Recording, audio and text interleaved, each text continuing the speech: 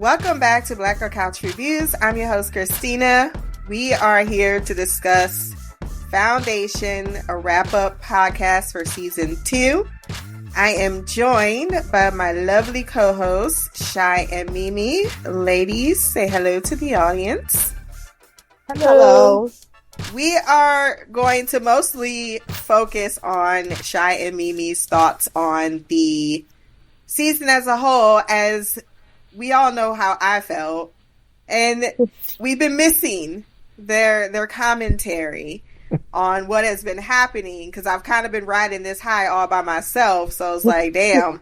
Okay. It's kind of sad that my girls right now are not like, I mean, no, I fully understood. It was just like, damn, why did it have to happen on this show? Why couldn't it have been like on Merlin or some shit that we could not coordinate? Because it's you know, with all the shows we do watch together, sometimes you don't always get the biggest gems, and this one was a gem in my humble opinion. Yeah, for sure. And so I'm going to be eager to listen to your thoughts on the season. So how I figured I'd set it up is we'll go place by place, and then I'll sum up what happened in each storyline, so just to refresh everyone's memory, and then we'll just let Shy and Mimi ride. What did I say? Keep saying one to make horse analogies for some reason today. Ride the pony. No, you'll steer from here. All right, so I think because, in my opinion, out of all the storylines, this was probably, and don't get me wrong, they're all great storylines, but the weaker one for me is Ignis. And what happened here is our Harry, Gale, and Salvor story arc, where it begins with Gale and Salvor reconnecting on Synax. She realizes that she has a daughter. She's like, what the fuck? Last time I saw you, you was an egg. Raish is dead. I've been asleep for 158 years. And now I've come to the place that I thought is home. It's no longer here. Everyone's flooded. And now we're the last Synaxians. And they end up having to wake up Harry, who has been imprisoned inside of the Prime Radiant for the last 100.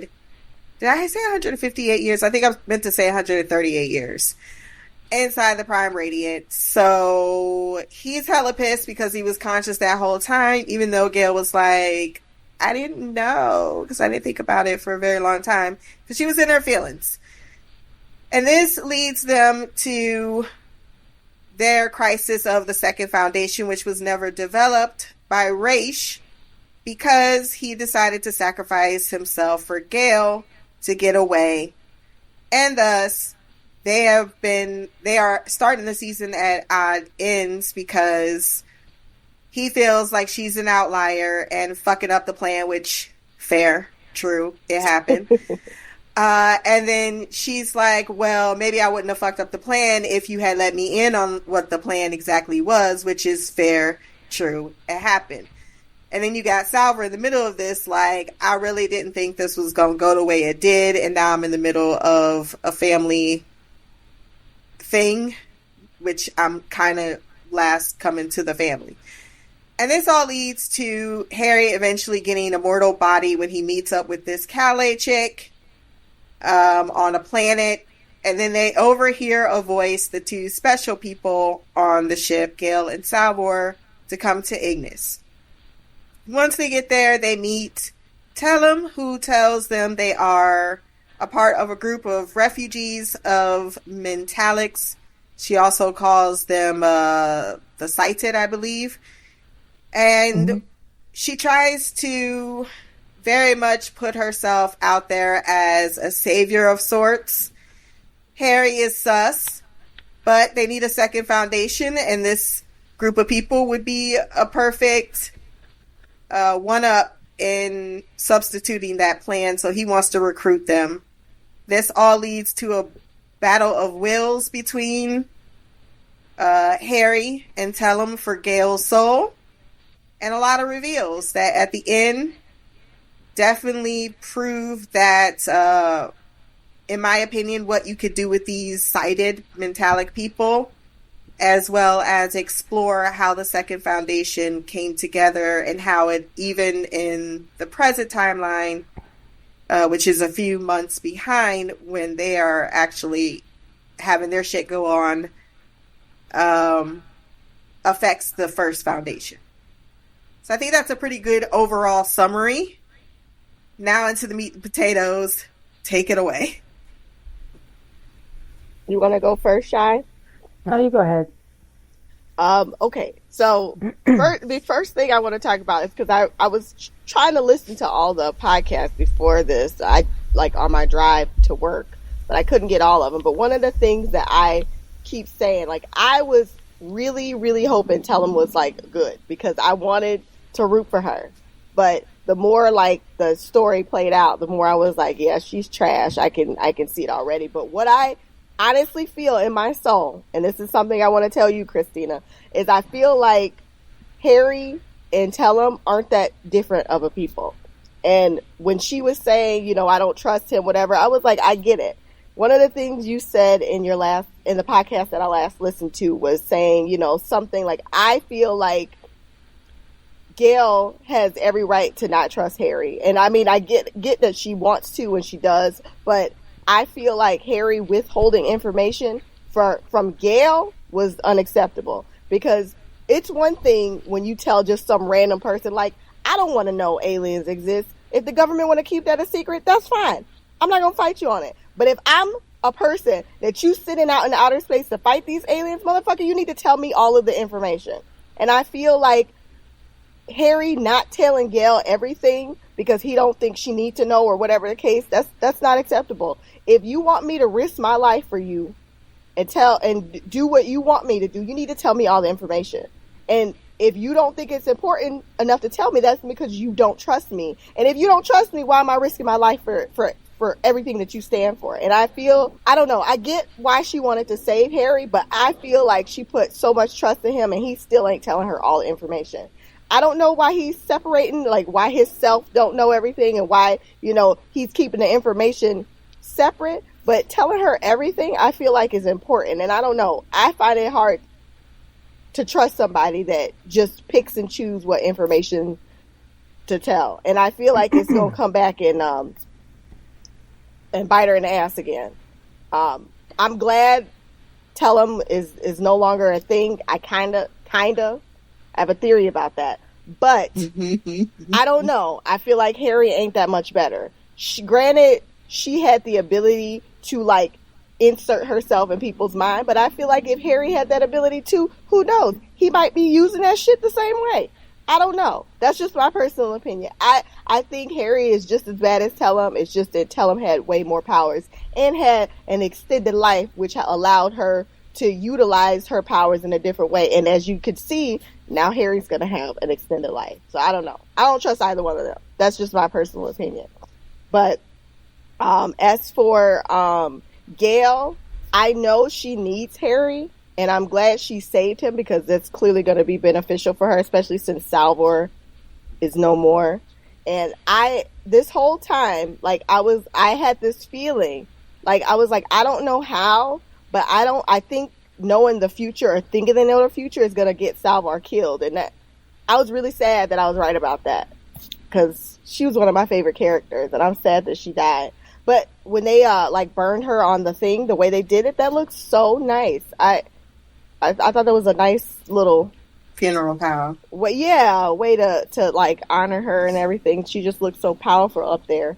But are we gonna do theories at the end, or are we sticking to the storyline? Because I have a theory I'm gonna about. Pause you right there, and I'm gonna get how Shy feels because we're gonna go back to the theory of after the Ignis stuff. So I'm gonna get her on. Because I'm going to bounce back on to you on a few things. So, Shy, how did you feel about the Harry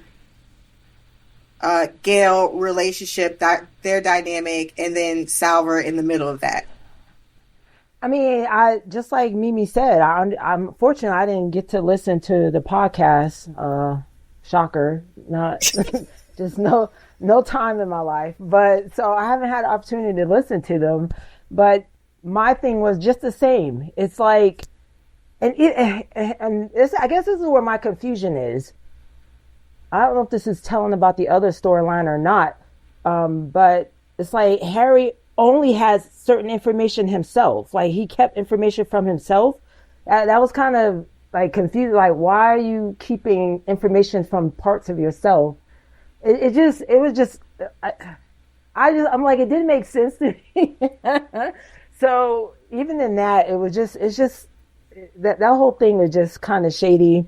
And I get why, just like Mimi said, you are asking Gail to risk a whole lot to leave her home, everything behind for this cause, and you're not telling her everything. And then you're upset with her because she's the outlier, because Raish decides to pick her over all else. And it's like, maybe if she knew what was going on, maybe she would have pushed back on it. Maybe not. I don't know. We'll never know, because he don't tell nobody all the damn information. So my thoughts on Tellum was, I personally didn't trust her, because it seemed like our first introduction to her lent us to that. It's like you're already using subterfuge to, get things to a certain way. She presented herself like a little girl. If she wasn't found out, would she have continued that? And so I was already on the alert about her. That's interesting that you should say that, Mimi, because I hadn't thought about that as them being of, two sides of the same coin, so to speak. They just go about it in a different way. So I have to think about that one a little bit more.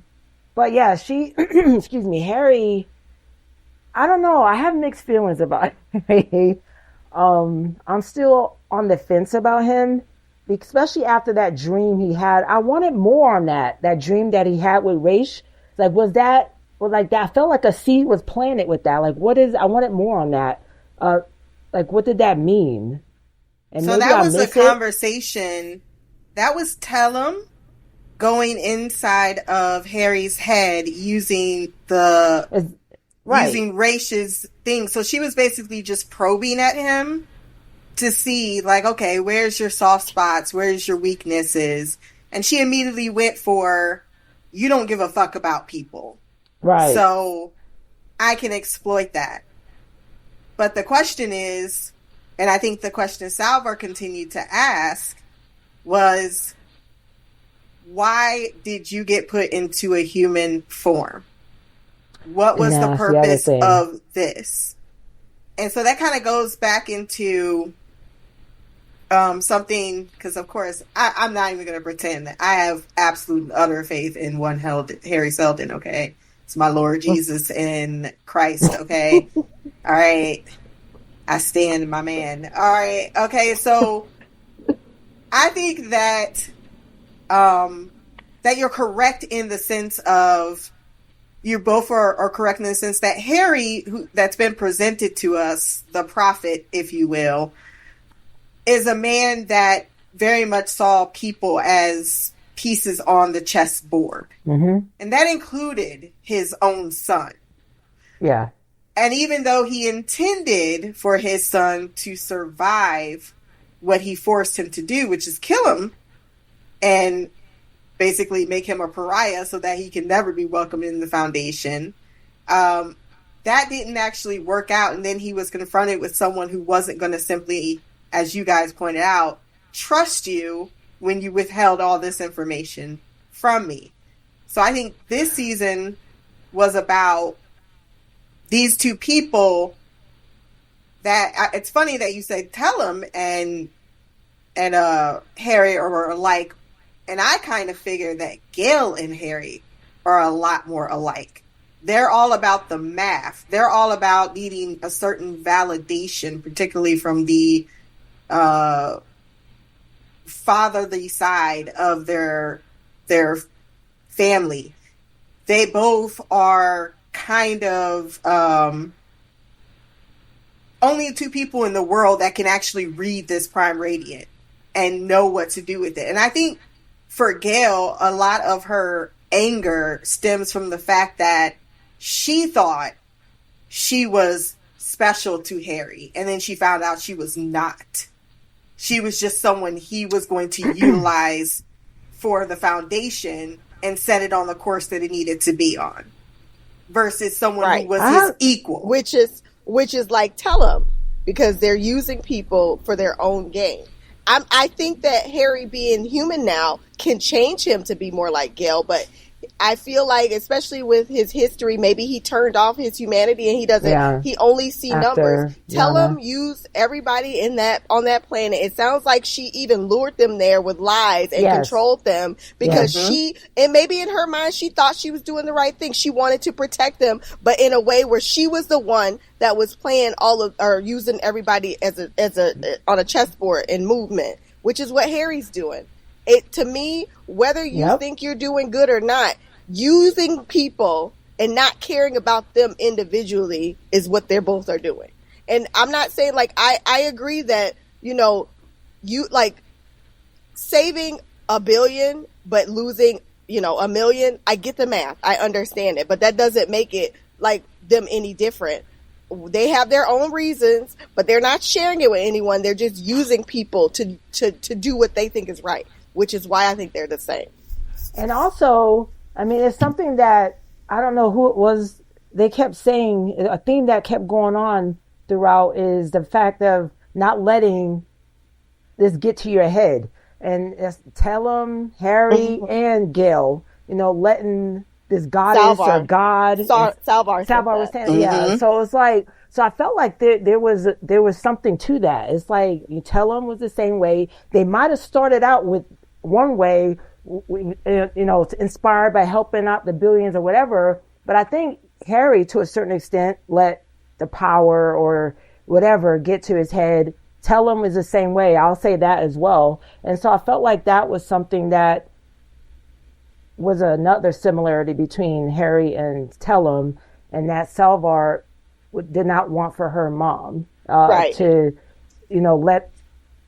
not forget, and insult and come into this status, not forgetting who you are as a human being. Yeah, I think it's easy for them to forget humanity. Because both of them have extended lives. Like after it, to me, it's like the mythology when you think about, like, if you've ever, like, I've read a lot of stuff about vampires, and I feel like after a certain amount of life or an extension of life, you kind of lose reality of what you were back then. And I feel like Harry isn't as bad as Tellum yet, but he's on a path. Like, maybe that's why they gave him a body, so that he wouldn't forget what it's like to be a human. I don't know. And Tellum, I mean, she even said it, she's afraid of death. So, and I feel like when you're afraid to die, you end up doing things that you typically wouldn't do in order to. Right. And so I think she kind of, and to extend it. So again, losing that part of your humanity because you're focusing on this goal, and or in this case, immortality. And Harry in a sort of way. I mean, he's kind of like immortal in certain ways. So I don't know. It's very fascinating. I still it's like these little nuggets of things that you could really think about and little themes throughout this season that you could really delve into. And I'm sure you probably did in your podcast. Oh, yeah. I loved all of the dynamics between. I was going to say. I loved all your of the podcast long. Yeah, they are very long because I loved going through all those little the strings with them because they're people that they keep saying, and I think Salvar kind of said it the best, where she was like, all my life I thought I was special, and now she finds herself in the literal, like, these are gods, people. Yes. These are megalomaniac type of, but because they have such a higher understanding of what, and then she even feels that all season long, like, she don't even give a fuck about me. I could be doing whatever this, that, and the care. She don't, I just flip coins. I don't have the same, gravitas as these people that other people will literally look to follow, that will eagerly kneel to. There's something that's special that's pointed out about that. And I said, going back to that thing of the equals, you know, between Harry and Sal and Gail, because I think it's too, though, about the father and daughter dynamic, because we find out that he lost his daughter, which was we found out at the end that was an actual daughter. When we get the backstory of his wife Yana and how psychohistory actually developed, that one, he didn't do it all by himself. His wife Yana came in and was able to actually help him put it into the prime radiant. They used the mathematics of Calais, which they referenced before. And then you see Empire immediately wanting in on that. Absolutely. And he's like, I don't give a fuck about Empire. Oh, he wants something from me? That's too bad on him. And he really wasn't. I mean, he's very vocally anti without taking in account the full extent of the stakes. Yeah. I think he said this line about what would happen if the woman died or something. He was like, shit, I don't give a fuck. And then his wife looked at him like, this is a person. You need to understand, when people are desperate, they will do things like kidnap me and torture me until they accidentally murder me, because I won't give up the information, because I'm being given that same amount of pressure. And while he ends up understanding that in the end, it doesn't change him taking her out there and murdering her in the most brutal of ways because of what he lost. And it kind of puts out there, to your guys' point once again, that what is the actual impotence for psychohistory? It began as this really kind of almost like a side project. Yeah. Right? And then it's like, well, it doesn't predict the future. And other people were seeing far more value in it than even Harry was seeing in it. And until he lost what he lost, hearing the heartbeat, knowing the heartbeat stopped, that was cold. That was definitely, you ain't gonna forget that shit. So all of that happening, and then him going in there and picking up that book about revenge, it definitely gives you a different look of, well, shit, he's talking about the Empire falling. Are you the one that set it in motion to be broken? Good question. Yeah. So are you all really just giving this whole psychohistory just so you know how to clean up your mess? I mean, so the question becomes, are you the catalyst to that? You know, the thing that, that's, because we know there's things happening behind the scene. We still don't, there's a lot of unanswered questions. We never knew who poisoned the genetic dynasty in the first place. That question is still out there. It's that changed the mutation. Yeah, there is. But with the daughter thing, I thought we were just assuming Dimmer's that, oh no, she can't do it. That's against the canon. Never mind. She can't do it. You're right. No, they made it clear it was attached to the group that wanted to replace Dawn last season. So there's and then Goyer did admit there's a third faction that's right in front of our faces and we're not seeing it. So there is other people in the game. Time out though, like, just because I know I'm going to forget when we get there. We know that Salvar gave Prime Radiant Harry information, and he went back, the Hope Farm Island. For all we know, somebody could have gave him that information too, and they could have set that in motion to mess up the dynasty. That could have been plan number 87.2, because they got all kinds of shit going on. Well, I think that was actually just an outlier moment. I think that was canon confirmed. Gail saw in the future. She went to the future, and then the mule said, is this the time? Are you from the time where Hobart Mallow pierced the Empire's side? Gail then told that information to Salvor, who then told that information to him. Right, so what I gather from that thing was that shit isn't happening in chronological order. We're seeing stuff the way they want us to see it. So all I'm saying is that, for all we know, with the way the time is going, they jump in from 138. We don't know what order what happened. You know what I'm saying? And because the Empire is infinite, Right. We don't know. That's exactly what I wrote down, Christina. The chicken before the egg on my paper. Like the dynasty damage thing we're thinking was in the past, but for all we know, that shit could have been in the future. We don't know what the fuck is going on. I'm just saying we shouldn't assume anything because. Well, let's say proven until otherwise. Otherwise. True. Let's put that. Because we could go to the rabbit hole. I told y'all about the ones that grabbed the 97 versus the 3%. I'm like, don't stick to the 3%. We've been presented with this evidence. I'm saying it's possible. I think what you're saying is true. I had a theory, and then I was like, no. And then I had a theory. No, I'm telling you, my mind is going in 87 different directions because this show is just blowing my mind. Like, when I finally think I got it, I don't got it. I don't got it. But no, you bring up a good point about the future affecting the past. Because would Hober Mallow be even in the situation if Homegirl didn't travel to the future? And then what does that mean? Yeah. To do shit like that. So I think there's room for that type of fuckery.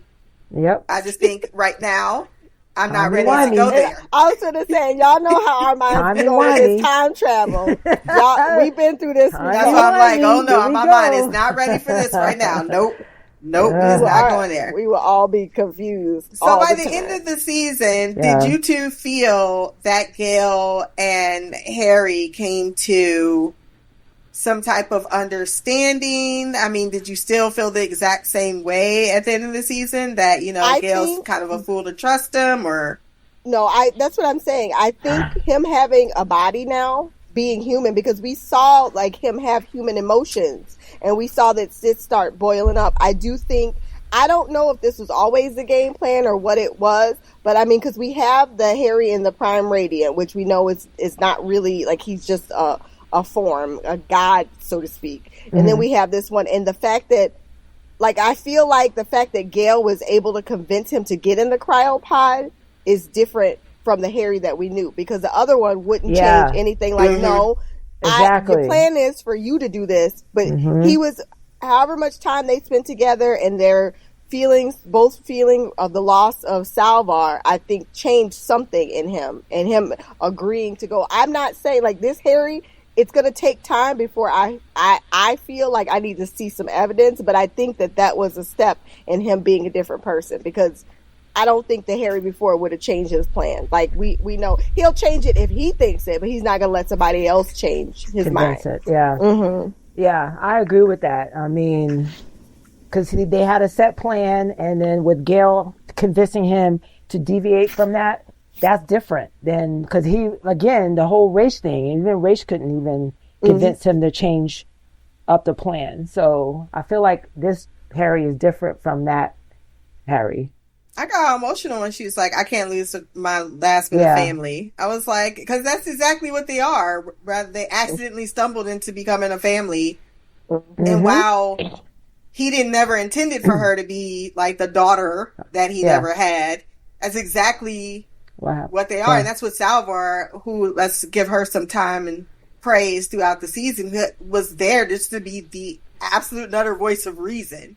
Like, oh my God, seeing y'all two together, y'all is a hot ass mess. Y'all two are the same side of the coin.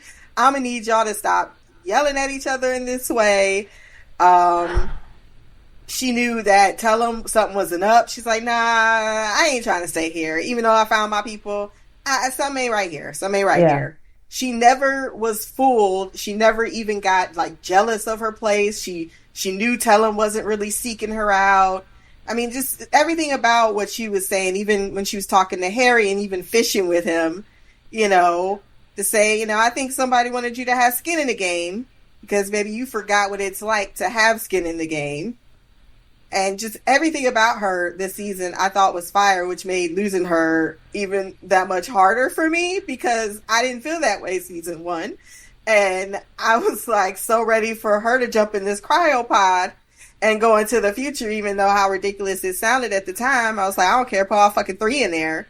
I don't mind. I can't lose anybody. We could double up. 2 cryopods, though. I know. We can double up. Alien style and some shit. I don't know. But I was not ready to lose Salvar. But around episode 7, you're here in my podcast, I was like, just because she see her dead body in the future don't mean that's when she died.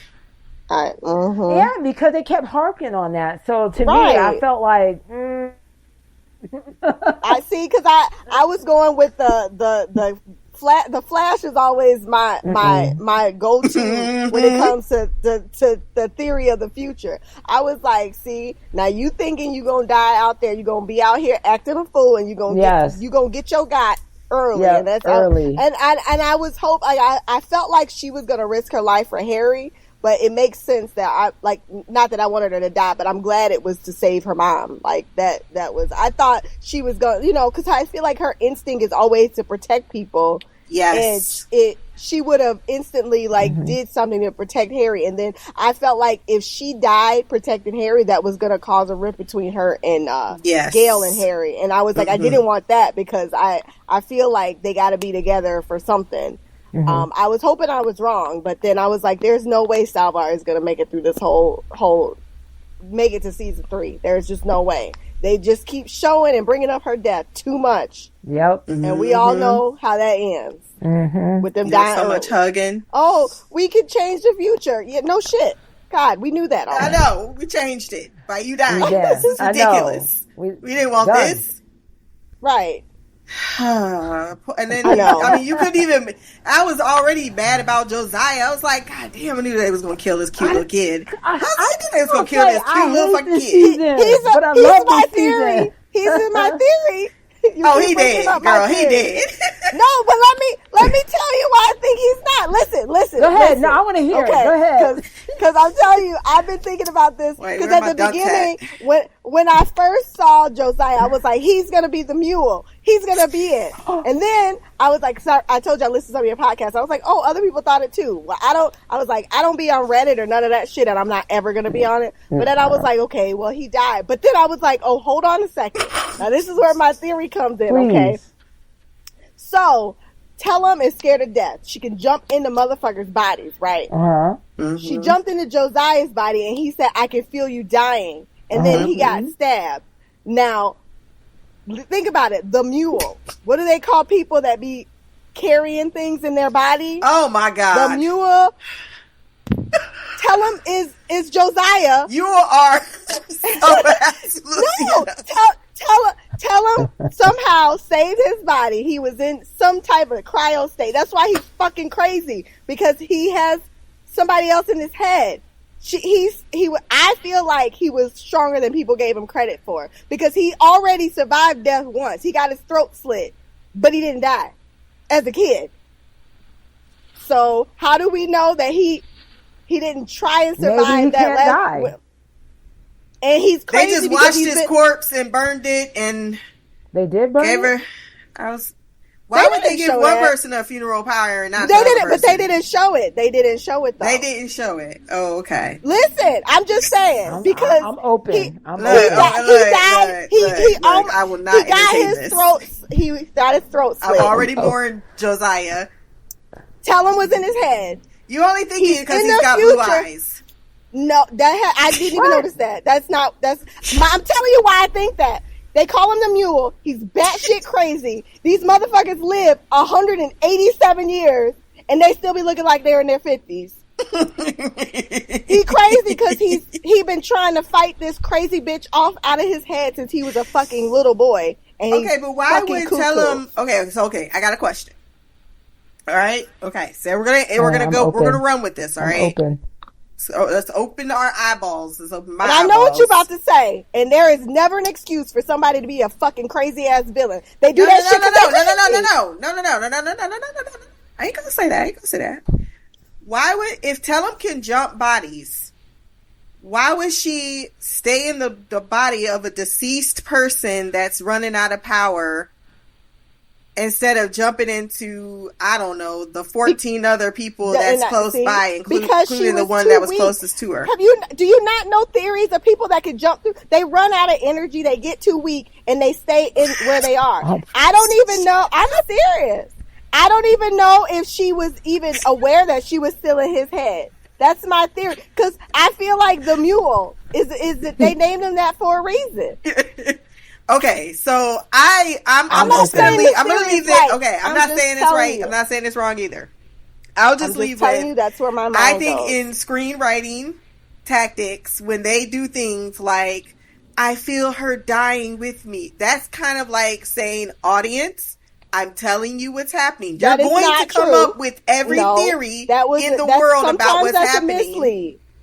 Sometimes not And showing it's somebody's not showing someone being buried, I have not more showing someone faith in 100% he dying. jumped into the tattoo chick than I do in Josiah, because that's the reading theory. Just so you know, That girl did The have girl that random was next lines to out him. of nowhere. And why you in the middle standing up out of nowhere? Nobody's ever seen you. That could be true too. But like I said, the mule is like people always like, especially in books and shit, they have names that mean something. Why call him the mule? That's why, like, it has to be two people in once. I don't know. Maybe Josiah did jump in that girl. I feel like that girl is gonna mean something because they did make her a main character. I think she's gonna be someone we recognize in season 3 as a grown ass person. Yeah. Like, why she's standing up and why they let her talk out of everybody.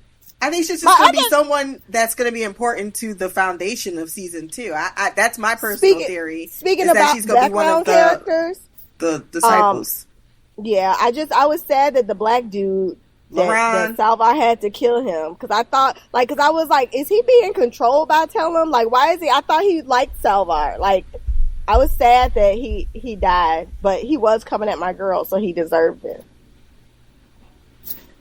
How you feel about Salvar, Shy? What you eating on? Turkey, sausage, and cheese. How do I feel about Salvar? What do you mean? I mean, as far as like how her death went down, how she talked to Harry. Was that part of you balling? Was that had you crying? Ugly one of my favorite scenes between her and the prophet, where he's like, Salvar, how the fuck you get here? And he's like, so I got some news. You're the right hand. Or he figured that shit out himself. Left hand. He was like, fuck, he's the left hand. Some bullshit. I forgot about that. That was funny. Yeah, that was one of my favorite scenes.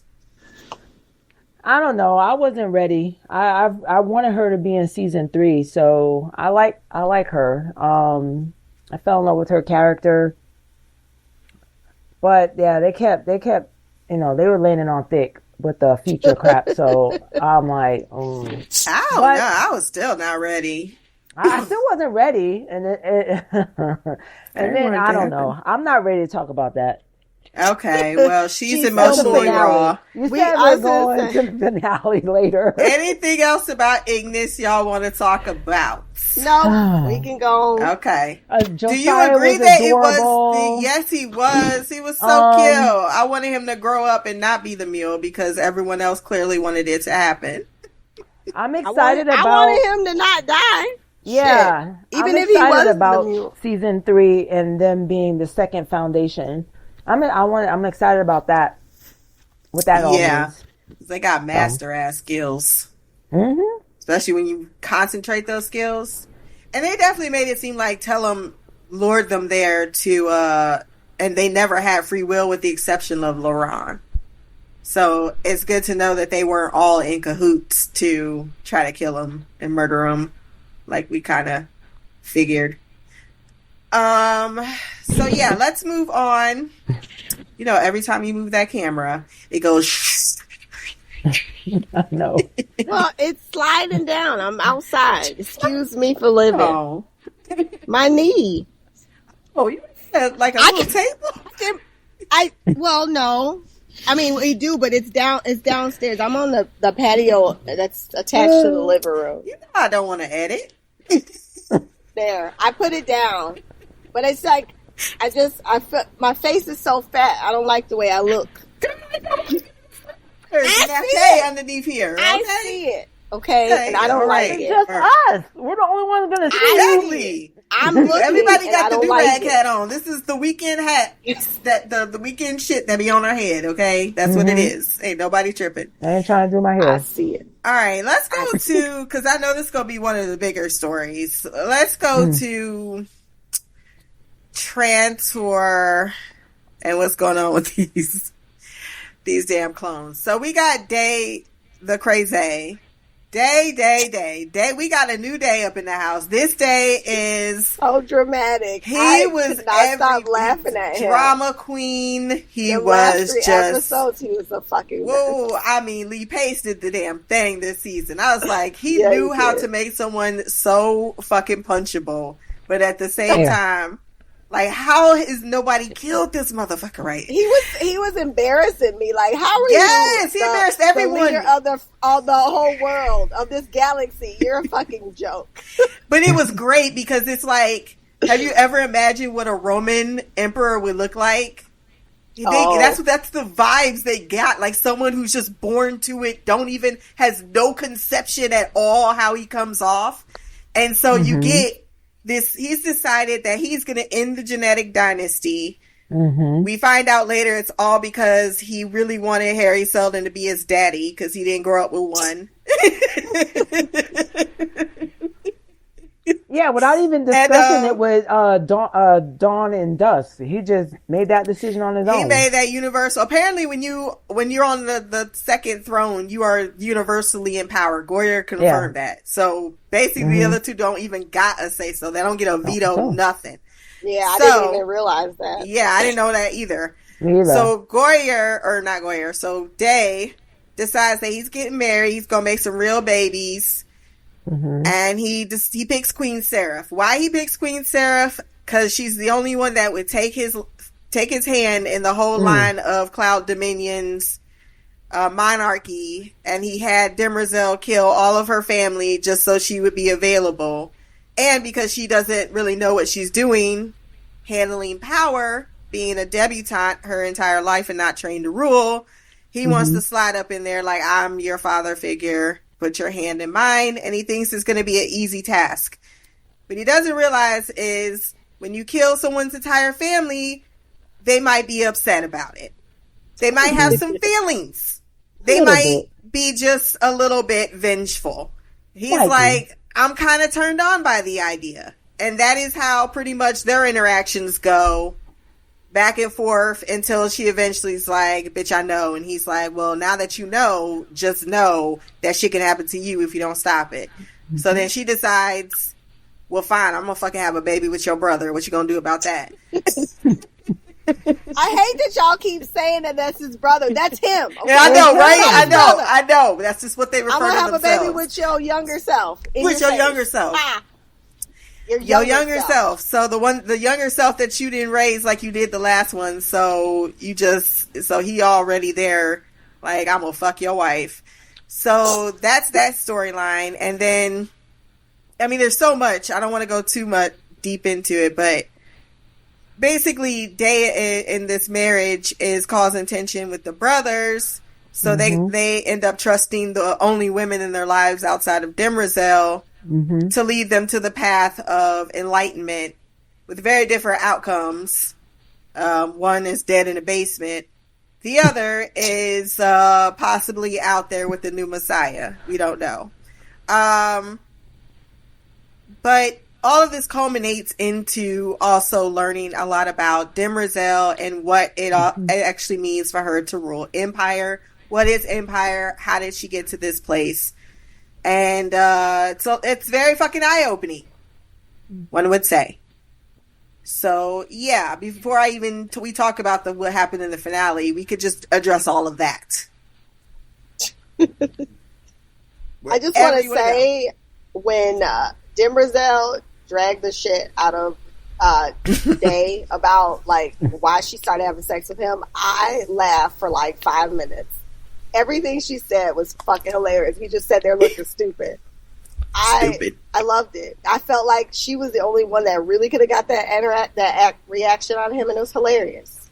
And then as for Sarah, I really liked her, and when I found out that like she was gonna have to take the fall for like the attempt on Dawn's life, I was sad. I was like, now we can't lose her. She's so funny. I love her, and Day's gonna be devastated because it made me think about the Game of Thrones when King, what was his name, Thomas, the king, Thomas, when he like lost his girlfriend, his wife, and he just opened the window and like fell out of it. Yeah. I was like, oh my God, Dawn is not going to take her death very well. This is going to be fucking terrible. And I was like, I am terrified of what, like, I feel like they can't kill themselves, but after a certain, like, I feel like this group of the Empire have figured out ways to like think outside the box. So I was like, we just gonna watch this man cleverly kill himself, and this is gonna be terrible. But that didn't happen, and I was actually pretty impressed with the whole green thing, the green paint thing. Oh, that shit was fudge. Yeah, it was very clever, and I really feel like this dynasty between the three of them, because I don't think we never got to see Dusk's reign, but like the fact that they didn't trust their brother together collectively. They saw Dusk as someone who was like a playboy king. Like, I don't fucking make decisions. Parliament can have the decisions. I'm just gonna fuck in the pleasure gardens and do what I want to do. But so, don't they all do that though? I mean, I remember in season 1, and that's a good question because I think that's something they're pointing out as part of the disintegration of the Empire. They're getting worse. They're no longer as polished as they used to be. Like that first day in season 1, he gave a fuck about Dawn. He raised him. He made sure that they were all in the same mannerisms. He was involved in the business. He told Demerzel what he wanted to do, and he put his foot down when he wanted to do it. I mean, he made, like, that's why she ripped her face off in the end, because he was a fucking nail. She didn't run it the way, she had to be more smooth about it. And this one, I mean, all she had to say was little boy, and she was like, yes, mommy, anything you wanted to say. So it's like their loss of agency is part of the loss of everything. So when you don't have that, that's what I'm saying. He went looking for a daddy figure and found it in psychohistory as well, because he didn't have Dusk around trying to teach him the ins and outs and giving a fuck about him. And then that day passed that on to that Dawn, because Dawn was trying to talk to him at the table, and he was like, bitch, you say words? I don't know you. So, I mean, he literally used him as a stool when he winked at him. I mean, so it's all, I feel like that hasn't been the norm. And even she admits in that episode, like, I'm having to leave and not even spend as much time forming y'all to be good people like you're supposed to be into the Cleon that I know, because I'm now spending more time putting out the fucking fires that weren't here before. So all of that culminates into what we're seeing play out between all of them, which is much weaker people, which is why she wanted a strong general, which we'll discuss in just a bit. What's your feelings on Queen Spicy, as I called her the entire season? I mean, I loved her. And Day. But I have a quick question. Mm-hmm. So the Dawn, Dusk, and Day from season 1, what number were they? I meant to go back and look, because this one was 16, right? The 16, Dusk was 15. 16, and Day was 17, and Dawn was 18, right?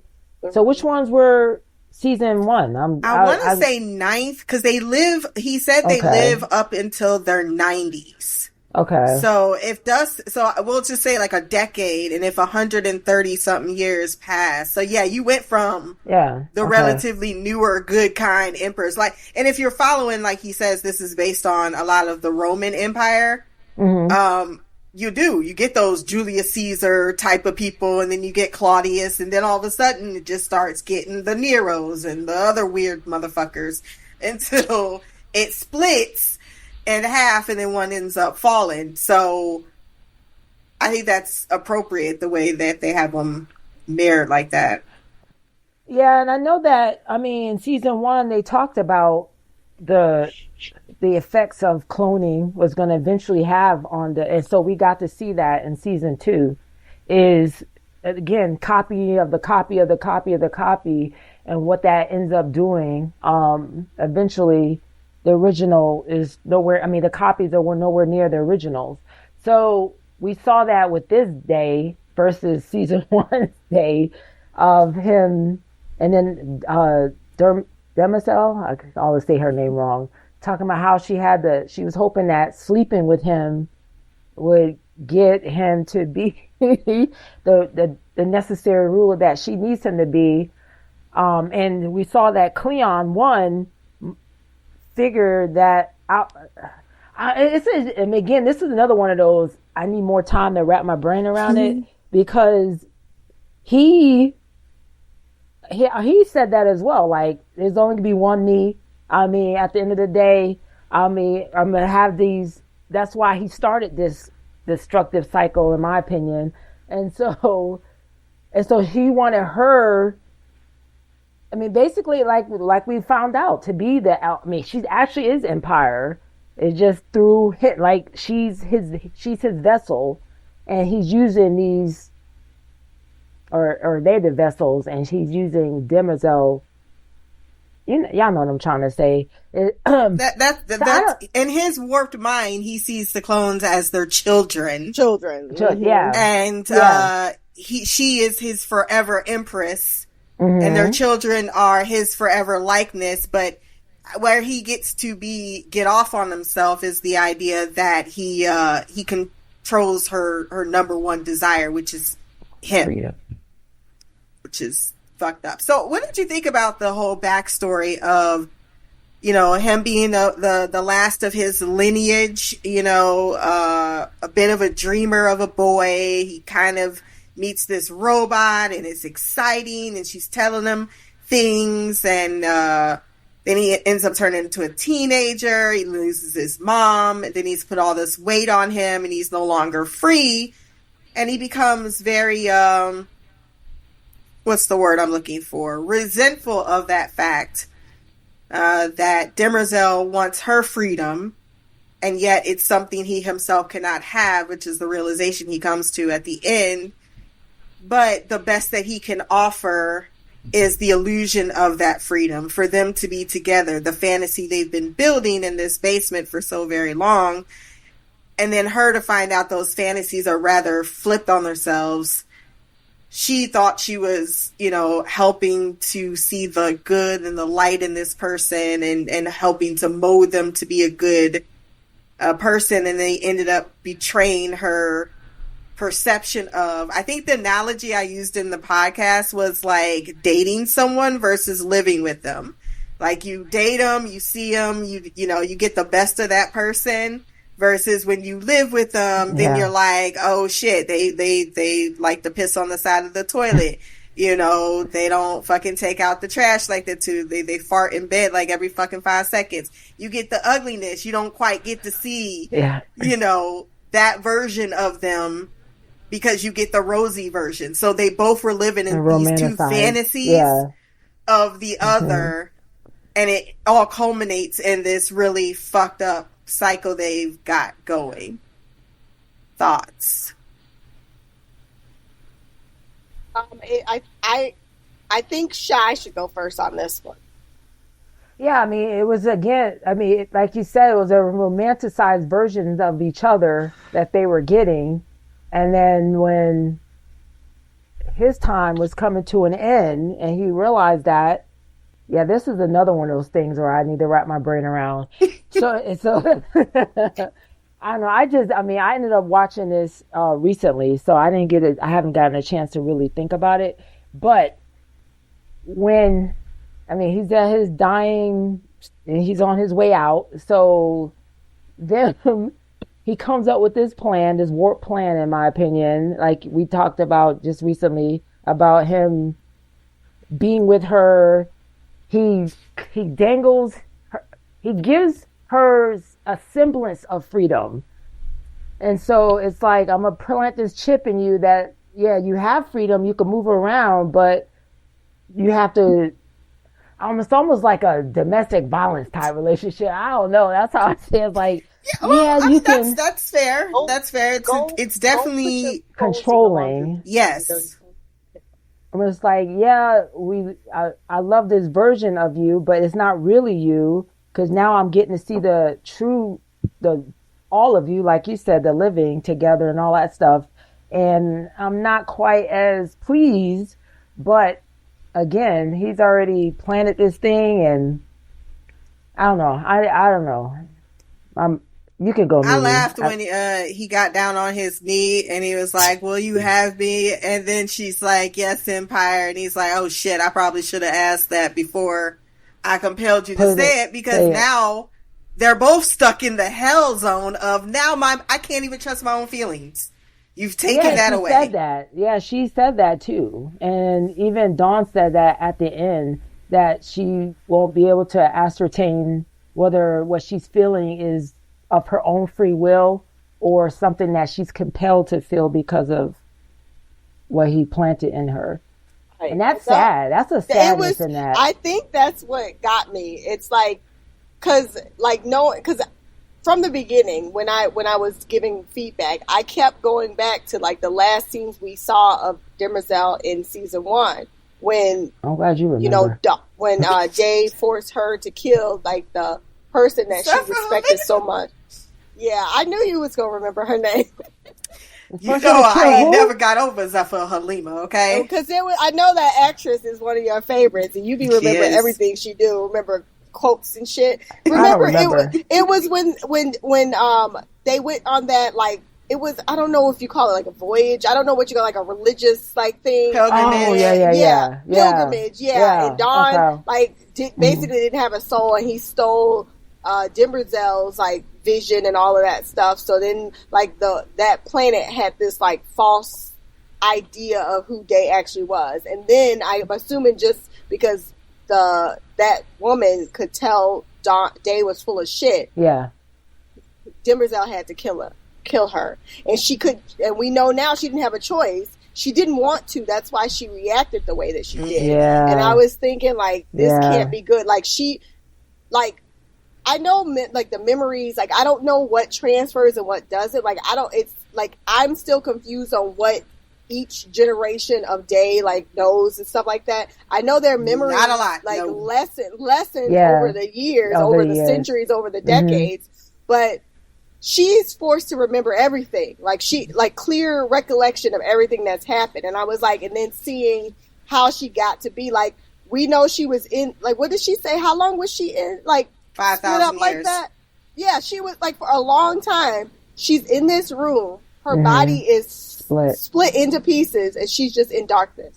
Like all that shit has like, I know like our like knowledge base of what like, you know, the human versus android like Westworld thing. That's all my mind is going to, like what this did to her, and then for him to basically link her life with his, whether she wanted to or not. Like, it seems like him giving her a choice. Like, would you rather this, or do you want to stay in the basement? Like, he didn't give her really a choice. Like, true choice, yeah. I can't let you free, which, yes, you can. But she did. And that's the fucked up thing is she made a choice. Because when she said she could have came out of that and literally killed him. She had a moment of he couldn't have done anything about it, and she could have snapped his neck and been free. Yeah, but wasn't that she allowed him? She had right. That was before she had a choice. Like, well, that was her choice right there, not to kill him. Yeah, exactly. Right, like because I feel like it seemed like she probably that was it was the first person she had talked to in 5,000 years. I feel like, you know, knowing what she knows now, we know, I'm sure she would have decided to just end him. But I feel like that moment of her trusting a human, if she ever gets a choice again, we clearly, I feel like her reaction would be different. But she chose to allow him to talk because she clearly cared about the little boy and the grown man she sees now. You know, being the only person she talked to in 5,000 years. Like, everything about that, the whole story was sad. And like, it made me sad because it seems like even when she killed Dust, she didn't want to. You could tell it really hurt her. But she didn't have a choice. That's what Goyer says. They said that, I think that's important because a lot of people were asking, why didn't she just kill them when they start acting up? He said that is literally her last option. She will do anything and everything to avoid having to kill one of them. Yeah, and if you think about it, like the toll it takes on her, like we know she has emotions and she remembers everything. So her having to kill, like, basically her child, like, that can't be easy for her. And then, like, because especially when we get to, like, the whole, like, when we saw when Dawn and Seraph, like, were leaving, and then he found out that she was pregnant, Demerzel looked like like that meant something to her. Like, I don't know what emotion I was supposed to be reading off her face, but it came across to me like she was happy, but like conflicting with her, like, inner tone. Yeah. Like, because he said, hopeful. You know, I hope you can be happy for me. And it looked like she wanted to be, but her programming wouldn't allow her. And I just feel like all of that stuff has got to take a toll on her. Like, there's no way that it doesn't. Like, she left Day knowing, like, this motherfucker about to die, and I don't give a shit. Like, she was like, he needs to go. I don't think so. No. I would argue that I feel like she. Go ahead. I feel like she was like, because she had to have realized that her leaving this stupid ass man on this ship is gonna get him killed. Like, granted, they can always just upload another one, and whoever kills him is gonna be killed by his like protectors. But come on now, she left him and she just dragged how stupid he was. Like, look what you just did. You fucked up everything, and now I gotta leave. I gotta go clean up some shit. Yeah, I think there's no way. There's no way she didn't know he was gonna get got. No, I don't think she realized how bad it was. I think she thought, and this is where, and I think this is a good segue actually, because I was gonna ask, because looking at that look that she gave with Dawn, going back to that conversation that Harry had with her, because I keep thinking, like, Harry got skills on skills on skills, and one thing that really fucked me was that he knew the state of her nature. If he knows the state of her nature, he knows what is keeping her in place. If he knows Empire is going to fall, that means Demerzel must fall. How do I get that to happen? With her and her programming.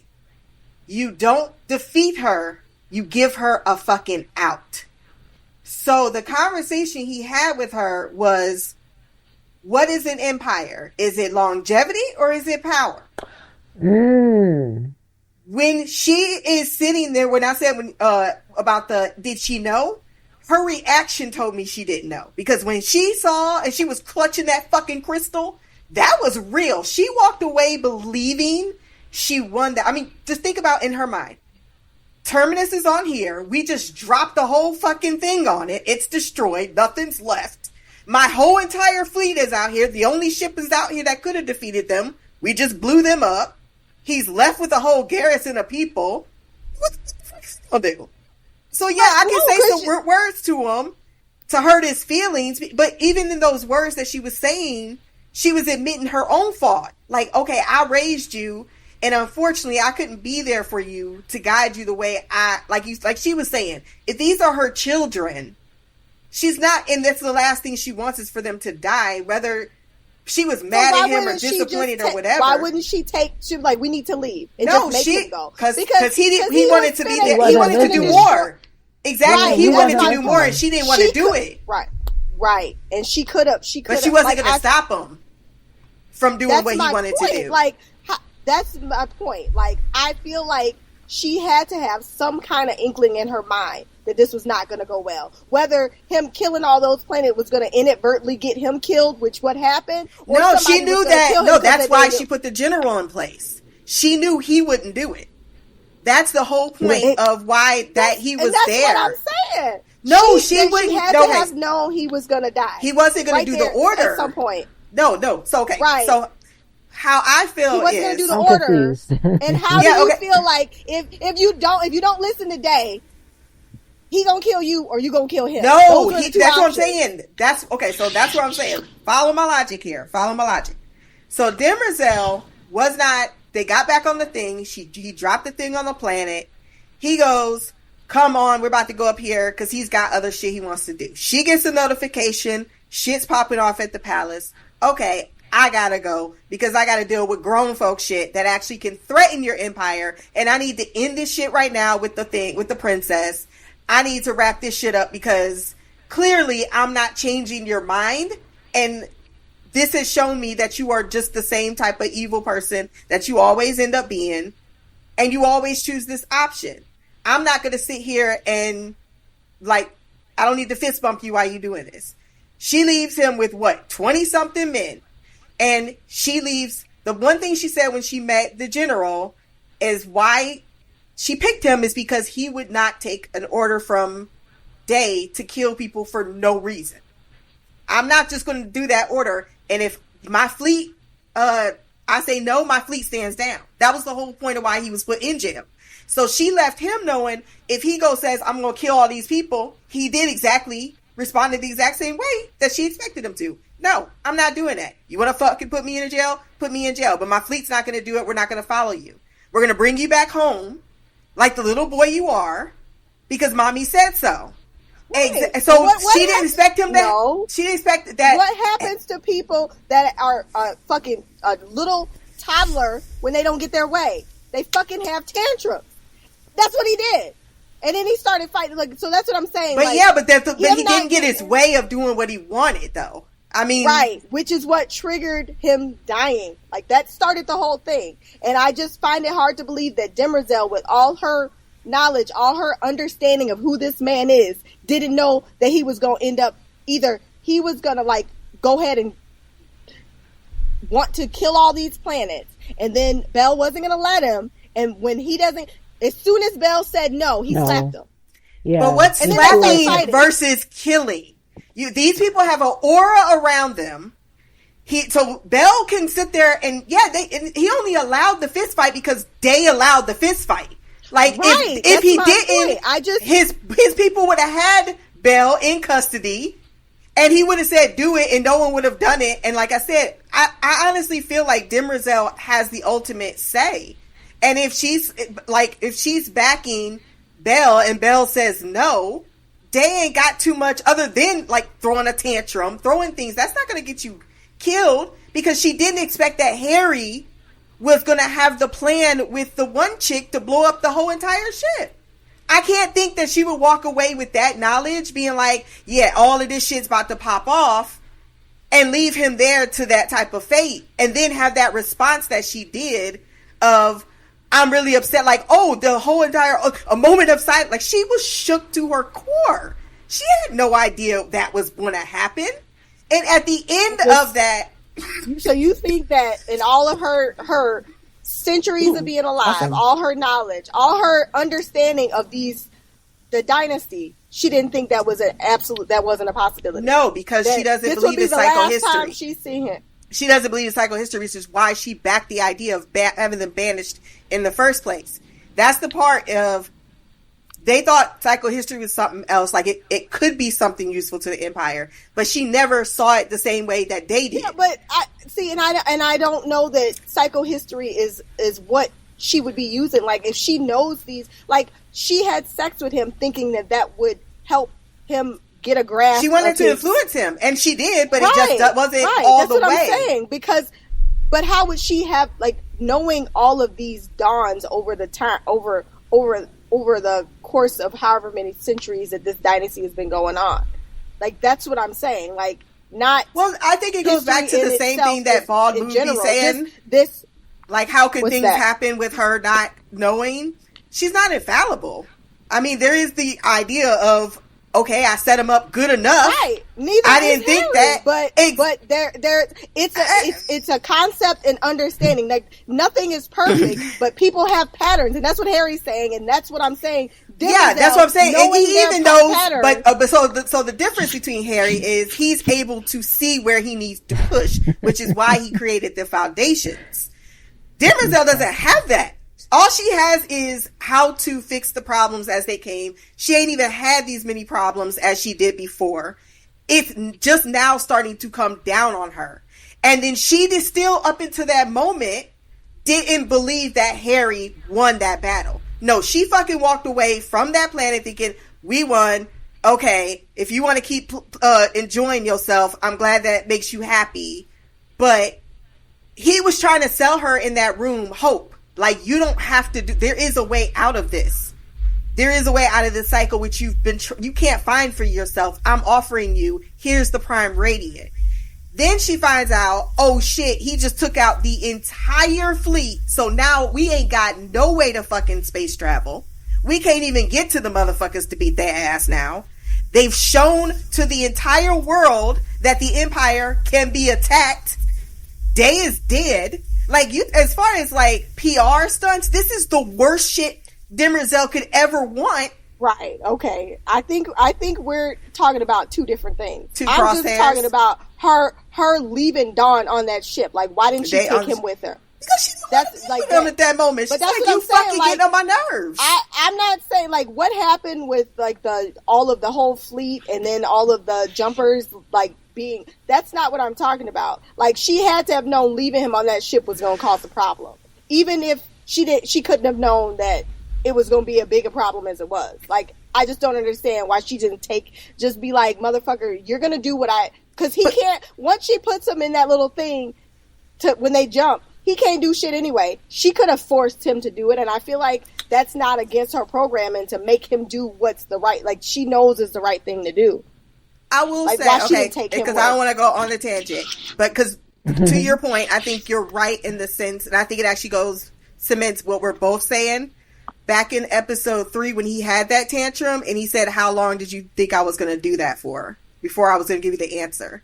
I think maybe that's it. She knows him so well that she fully expected the reaction, whatever that reaction to be, but not to be, in my mind, fatal. Because they know each other. She knows him to that point. Shy, you in the middle, because she loves when we be up debating. She be lacking it up. What do you just letting y'all she's go like, at I ain't it. got nothing. So how did you feel about the way that Day went out? How he was beat up, his last final scene on the show, the arrogance, how they even did the switcheroo with the black lady and the spacers. Oh, yeah, and the airlock. Yeah, there was a couple of them. There's a couple of what the fuck bombs in the finale. How were you feeling as they were popping off? Can I just say, you and Mimi, y'all were going back and forth, right? And so here's my thing with the whole. Oh, I love how things just pop up in our room. Mine is like little gnats pop up out of nowhere, and it drives me insane. Oh, you got the dog. And so I just want to add to something y'all are saying. I mean, I hear what you're saying, Christine, but I'm with Mimi on this one, in this point, in this aspect. Why would you leave someone that is egotistical, prone to temper tantrum, meltdown, won't listen? I mean, if you tell him no, is not gonna. I mean, it's like on this power trip. You think the general is really gonna be able to, control that ego while I go off? And I'm not saying she thought he was gonna die, but I'm like, why would you leave him? Why would you leave all of them in that precarious situation? To me, that don't make sense. Why would she let him kill a whole entire generation line of a family just to set up a marriage that she was never gonna let happen? I mean, there's decisions. I mean, I think it goes back to what I was saying. She's not infallible. She's not perfect. She's not going to account for every little bit of things. Maybe in that moment she's like, fuck you. I don't care right now. I got too many other things to deal with. I'm not in the moment. And she's like, look, if you break shit, it's on you. So yeah, that breaking shit is about killing people, but. All right, here's my let's kill a couple of planets while so you get through your temper tantrum. So as far as the way he died, I loved it. I was like, yes. I mean, that whole sequence. I mean, I didn't think that he was gonna kill the general, because I've seen the general like kick some ass the whole season. So I'm like, why is he losing right now? Like, my mind was like, come on, give him some skills back in the first episode. He went up against the Shadow Angels, which were assassins. And, and if it wasn't for Demerzel, he would have been dead. Okay, yeah. But he still handled himself pretty well. He handled himself pretty well without her. No, the general, we saw him, and I was like, I was like, he has to be like, why is he getting his ass kicked? Like, what is going on? Like, my mind was like, I must have missed something. Like, is he weak? Is he tired? Is he hungry? I could not understand. I mean, his husband did just die. Right, but no, and that's what I was like. Okay, maybe he's still grieving, but there is no way. Like, I'm not saying like Dawn should have got like murdered, like with no licks, but Bell should have been whooping his ass. Like, he should have been like, let him get his licks in, and okay, now let's do this for real. Like, that's what I thought. And I was like, and then at the end, I was like, okay. Now I get it. There's no way he should have been losing. I was like, what is this? No way. There's no way. Like, he should be even more mad that he made him kill his husband. Like, you ordered me to kill my husband on this planet. And then he slapped you because you didn't want to kill a bunch of other planets. Like, you should be mad, like, real mad. Superhuman strength in this moment. Like, I don't give a budget move right now. I know. I was like, the writing is a little off right now. Someone's fucking up. So I was like, what is this? I'm like, okay. I mean, he can fight, I'm sure. Dave, but no, this is a general with all this combat experience. Hell no. I mean, he was in a prison camp for some years. Right. You know what? Because of Empire, which would make him more angry. Everything you don't put strength in your bones. I'm just saying. Every 35-year-old versus 46-year-old. I'm just pointing out some plausible reasons why.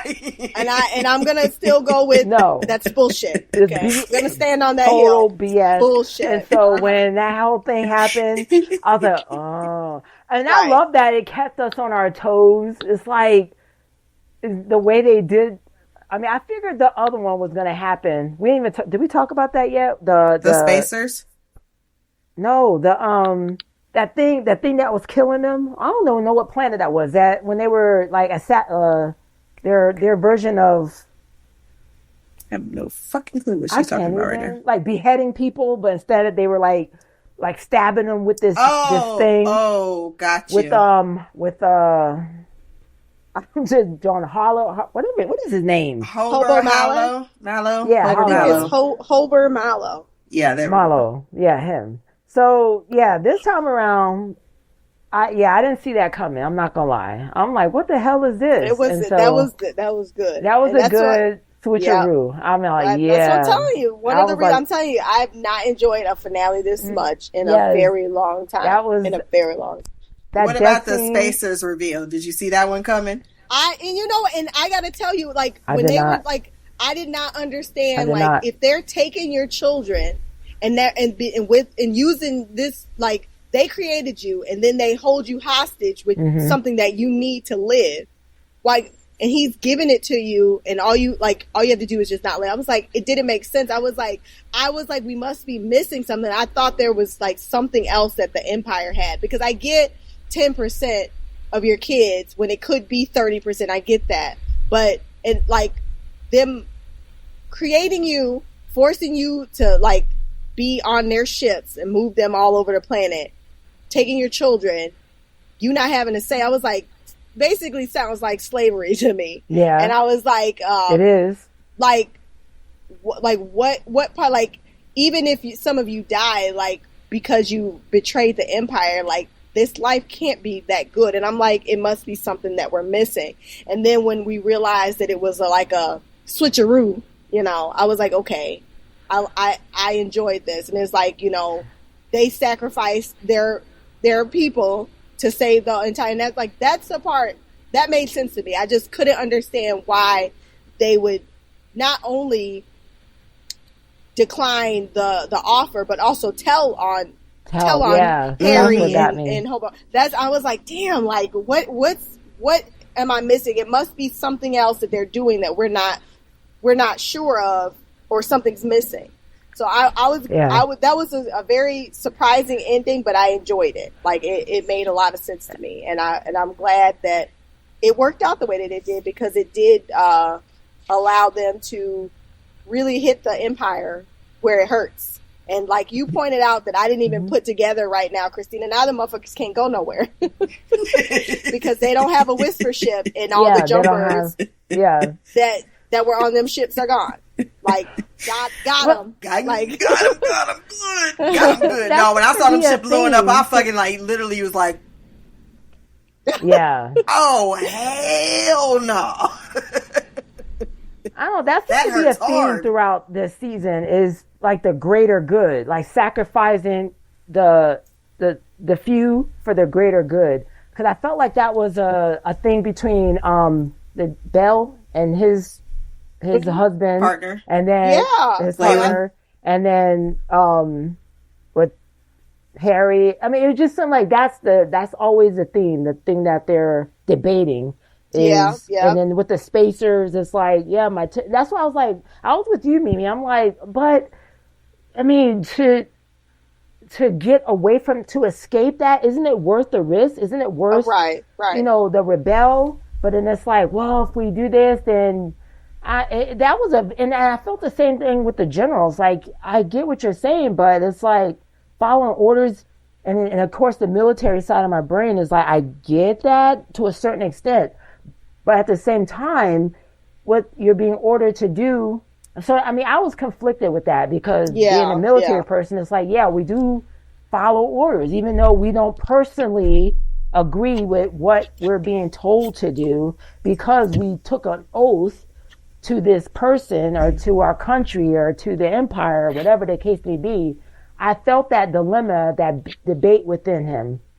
And so I personally, that's why I had a attachment to the general, a personal, and I was sad when I was more attached to the general's husband. I don't know why. For facts. Yeah. Man, if I had to choose between Blaywin and Belle Rios, let me tell you something. I thought for sure when they had that moment, I thought, because he always says like that whole thing about like, something about following orders but asking why, or going to war, or something right. And I thought in that moment that was going to be the moment when his husband was like, he was going to say that quote, and even though he was going to listen and like destroy the planet, that was going to be the moment like where he was like, okay, now this has to end. Like I didn't know it was going to take him, okay, let's go destroy another planet. I thought after that he was like, okay, we're done doing this.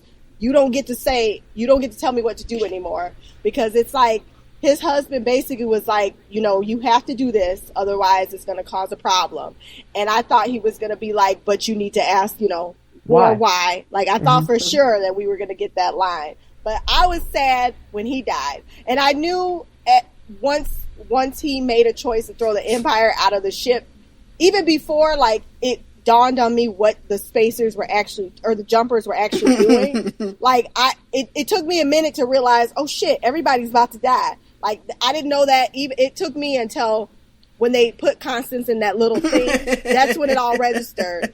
But I just thought for sure, like I was like, how the fuck does Harry have this structure on this planet and he can't stop this? I thought he could save the planet, and I was like, this some bullshit. Like there's no reason for him to die. What the fuck? That too. Save my man, okay? He needs to be in this next generation. Don't let him die. I was so sad. I was like, it's the reason he dropped on this planet. Don't kill him. Like I was way more devastated about. I was calling him G because I couldn't remember what his name was. Blaywin. Yeah, I was like, he needs to survive. Like there's no reason for him to die. I need him to be alive, and I was pretty excited when he made it to the end. I was screaming. That no was cool, but comprehension. I felt that way about I'm like, y'all really gonna show us these women and children as they're about the planet? I'm like, really? Yeah, The one everybody lady was was shocked showing on episode. Saving, like, where you at, Harry? That's how I was like, the whole, like, Right. there's I no was way. super When she cynically grabbed like, her oh, daughter, necessary I was sacrifices. sad. It made me like, I was like, see, y'all know I don't like Harry, and y'all just have him kill this whole plane. He not even gonna try to save it. He not gonna come and tell people to come into my little sphere. Come on, guys. I was really mad. I was like, y'all really don't want me to like Harry, especially this spirit Harry. He getting on my nerve. Like, I was really mad. I was livid. Like, I cannot believe he didn't even try to help. He didn't block the ship before it fell. He didn't do nothing. I was mad.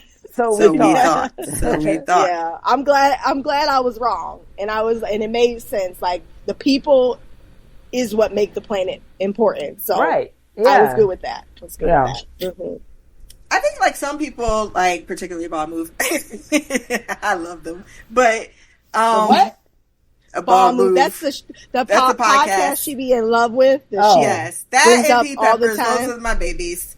But they like there was like a little bit of feeling particularly with one of the hosts. They're like, well, I feel like we was hoodwinked because we saw them on the planet. Clearly, he couldn't have been saving them, and then about the Hobart thing. Well, we didn't see the other side of that conversation. I'm like, but a lot of the things you don't need to see like all the pieces were already there. You knew the vault could fucking fly across space because it did the first fucking season. You know it's damn dear and indestructible, and it's a quantum 3D thing.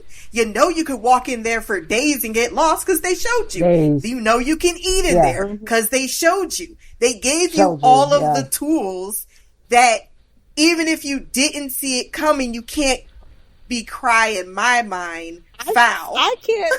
I can't understand why they would not expect it. It's like, why'd you put this in place that's why I was so mad until they showed the end. Like, why you put this here? Yeah, and have them create, we know you have the capability to save everybody on this planet. Why you ain't trying to help? Like, that's why I was mad. And I guess maybe did they not want the planet to be saved? Is that why they mad? He wanted his plan was mad. That's what I said. And I'm not talking about Harry. I'm talking about the people from your podcast. Did they want the planet to die? Is that why they mad? Oh, yeah. Well, they're saying that was the sacrifice.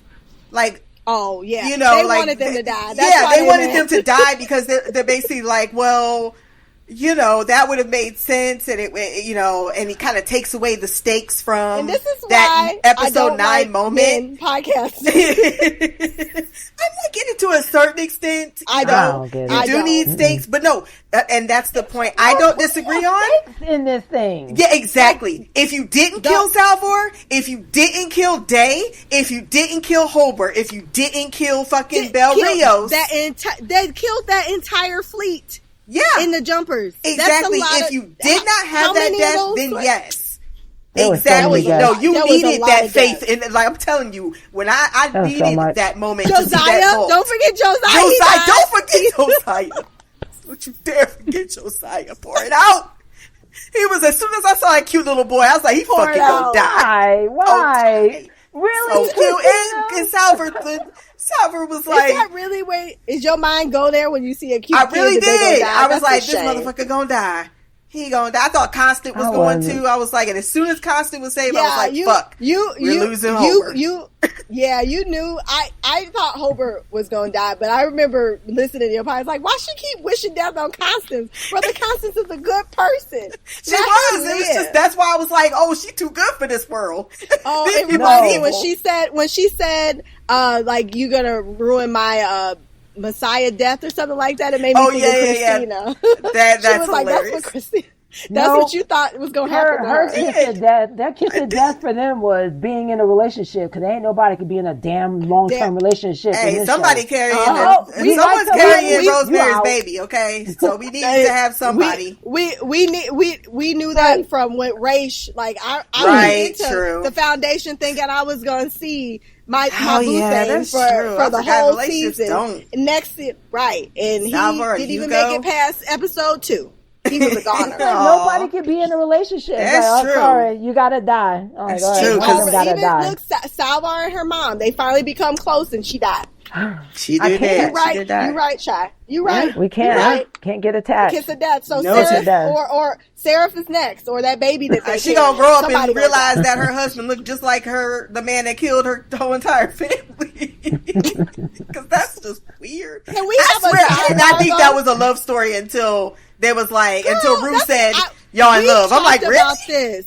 We talked about this. You don't notice stuff like that. I so don't. I knew when I saw Day eyeballing her from across the room, Yeah, I or did Dawn, Dawn, that yeah. he was in love with that. I was like, Oh, but yeah. it made Oh, I more meant sense him for- love, for not them to- her. I didn't believe she was in love with him. To me, I feel like it was a love of necessity. Like if I got to love out of these three men, it's either old balls, crazy tantrum, or the cute young one. Who you gonna pick? So nobody was nice And Rue, and cute. and Rue already had dust, so she couldn't have I taken know, that man. right? Had I know. kind eyes. Leave him alone. Yeah, he did have kind eyes.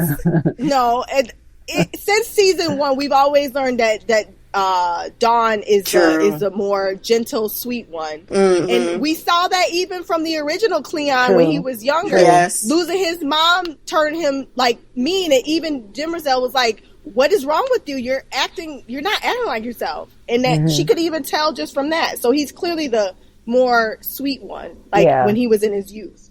But She did a little my question transference. is, do y'all think that because now we're gonna go like we know they went in a cryopod and they just like Seraph and Dawn had that baby. Are we supposed to think that now like he has some type of whatever baby, whether it's a girl or a boy, have some type of claim to Empire now, or you think they're going into hiding? We never gonna see them again because I know they thought out the new Empire. Demerzel drained them and whatever and had them rebooted or whatever the case is. So what are we thinking is gonna happen with this baby? I already got my thoughts, so you go, Shy. I wonder if he's the mule. Don't we make? I don't know because you know what though? If he's excited, I would fucking fall out. Because Demerzel was saying she was putting some stuff out there about the like she gonna have to kill the baby. No, that I'm what she saying said? Something like that? we don't know how it will genetically alter. be. Oh, and it's like, is that foreshadowing something? because That he's was like my a clone. Yeah, like, he's a because clone. Yes, he's a clone and makes it. I don't know. It's like a mutation of something. I don't know. And this is gonna that's my sound thought. so gross, but I like to me like the fact that he just removed it, like he made himself able to have kids. Like, how do we like? I thought he was just gonna be shooting blanks. It was gonna take like some reboot or something. Oh no, they got that good technology. So Shit, you saw when they took that thing out of her. She was like, "No, she's in absolute peak fertile position." Right? Because she got fertilized. That's why.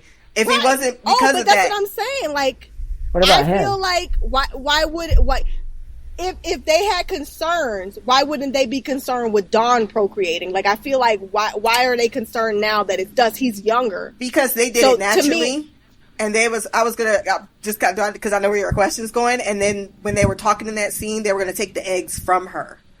So they were going to be able to. I thought they were gonna be doing it like old school. That's what he wanted at first, but then he realized he couldn't get it up. Oh, so that they were gonna like pull out the genetic genes that they wanted. Oh, see, I thought they were just trying to make sure like she produced enough eggs and her body was capable of carrying a baby. I thought that's what that example was. Yeah, they were doing that, but then after she embarrassed him, and then they tried to have sex, and that was not going to happen, and she laughed in his face. Then, like, because the doctor said we're going to begin with taking out the eggs, and then she was like, "Oh, he did deserve that. You ain't gonna take my eggs, and we ain't even married yet." So they was just gonna take. They were gonna grow the baby just like they grow everything else. That's crazy though. Like you can't get up, but it's somehow my fault, sir. He is because you've been fucking a damn robot. I got so much joy seeing him floating through the air in the airlock like that. And when his he got shot out.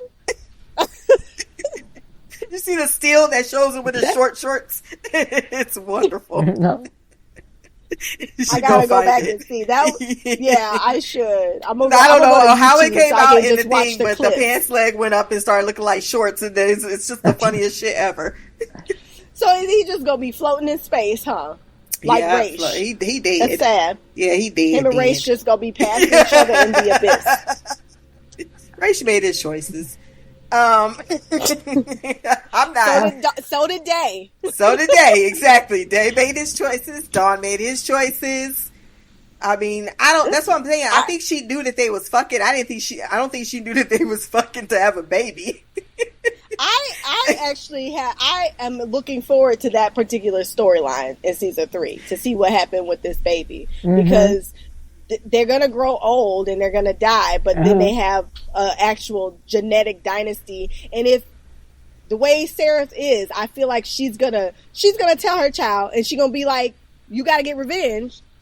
Fuck them up. That was the whole point of consummation. She said it's a bloodless fucking Q. I mean, she did not lie to Dawn about his reasons, and now Dawn definitely got reasons. And if she had, and it, to me, one of the things that I always like, I be watching like shows, and like you'll see like parallels between characters, and to me, I always notice like the one with like a strong mom is always the one that's better off. And I feel like Seraph, being the type of a woman she is, she's gonna raise her kid to be the mom, and it's just gonna keep going. So it's gonna be the dynasty that they wanted with Cleon, but it's not gonna be really Cleon. So I'm hoping that the baby is healthy and everything works out, because I feel like this might be the thing that creates because assuming Demerzel is still alive and she hasn't been figured out a way to get around her programming, I think that might be the thing that we need to because it seems like if you can manipulate Demerzel enough, you're smart enough to get her, then you can maneuver around her to the point where maybe you can just deprogram her. And I know deprogramming her to me is the key, because it's clear that she's doing this shit even though she doesn't want to. Well, I think this season, for me anyway, it made it very clear. Like, I feel like they were going through so many hoops to say or try to find an out for Demerzel. Like, that was the whole conversation between her and Dusk. Like, the marriage. Okay, what about doing this, doing that? And everything came down to, it will always end the same way. And then she hears after, like, her emotions are down in the dumps. She just killed Dusk. Day's dead. The fleet's gone. Harry was right. And now Dawn's out here. And then here come Seraph with, well, maybe not, because I got a baby. And her first thought was say what? You got a baby? That's not, no. And she tried to talk herself into your genes are fucked up, and it's just cells, and what could possibly happen, and it might not be a good ruler, and this, that. She's trying to not have, that's why I was going back to that moment of why I saw hope in her, because everything has not been an out, and yet this is an out. This is a fully authentic out for her. If she is saying Empire is what, like, I feel like you were saying, get around her. That's what Harry was doing in the vault. He was saying, girl, what is Empire? Is it power or is it longevity? Do we hold on to this huge thing like the Roman Empire? Because I love history and I'm going to bring it back. Do you hold on to this because you're stretched too thin? Or do you let this part fall so that this part can stay? Because that's what the Byzantine Empire was. Like, we're going to start a whole nother with it. It's still Roman Empire. They just, the other half fell. That's gone. I think that she now has the Prime Radiant. She can stick to her. She cannot get out of her program. That's what I got. You can't reprogram her. She's stuck on this one thing. So if she has to get out of it, it has to be in the parameters of saving Empire or making sure Empire stays strong. So that's where I think this baby is going. But how does she get? Because there's still years that's going to have to happen. I don't know if we're going to see Seraph and Dawn. We might just pick up 100 years later Yeah. My assumption is we gonna go back to when Harry and Gail wake up, and it's gonna be 100 and something years in the future. Yeah, I think it's gonna be closer to the Mule's time, and I think that'll be the actual fall of the Empire. So what she's gonna be doing is a lot of putting pieces in together on the same path that she's already chosen. But my thing is any of them gonna fucking know about that baby? Because as soon as she put them back online, you saw she was editing the fuck out of their memories. So we don't know what they actually remember, other than Goyer saying in a post-interview, is that they will know about that day and how he was the worst of them, how he was the one that strayed further. So my guess is they're going to be trying so hard to be the original versions of themselves, and that now their recommitment to stagnation is going to just implode upon itself.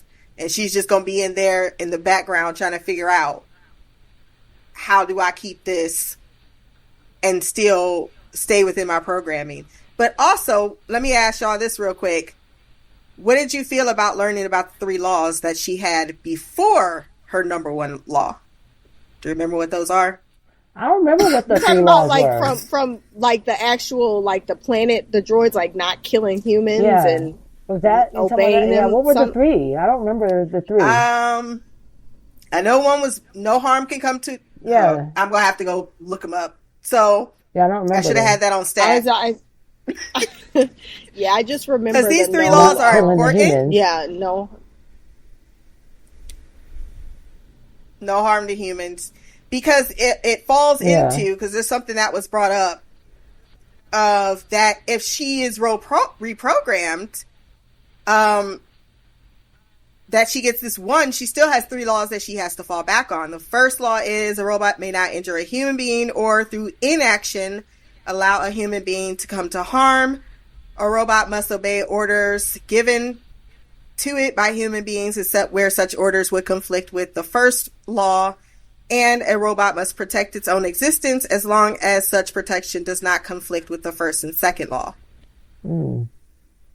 So basically, it's a subservience, but not completely.